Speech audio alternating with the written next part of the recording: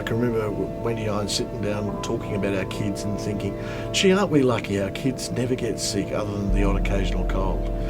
And then one particular weekend, we noticed that Victoria had a bit of a limp. It was a relatively sudden event, so she had been fine, and then over a weekend or so the family noticed that she just wasn't steady on her feet as well as she had been. And unfortunately a scan showed that she had a tumour, a brain tumour. He told me that my daughter had a brain tumour, that they had to operate her as soon as possible, and that there was a possibility she may not make it.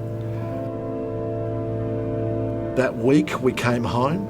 They gave us 7 days. And I remember one day we were down at the surf and she's laughing her head off, and I'm saying to myself, you have to enjoy this moment because in a matter of days she may be dead. She went on to have an operation on the tumour. The tumour was able to be partially removed, but unfortunately not totally because of where it was. The tumour came back as a relatively what we call a lower grade tumour. However, it needs therapy because of its position. We don't want to use radiation because of how young Victoria is. So we went on and gave her chemotherapy. Unfortunately, the therapy is an every week chemotherapy, has a huge disruption on the family and obviously Victoria herself. Every time we go to hospital, one of the encouraging things for Victoria is when I say, okay, once you've had your blood taken, you can go to the Starlight room.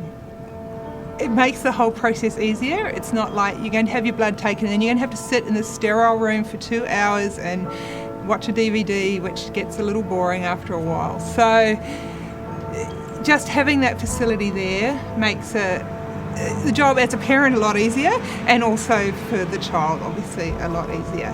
When we get there I feel like it's not very much fun, but when I get into Starlight room it's more funner and I feel like it's like at home but it's actually at the hospital.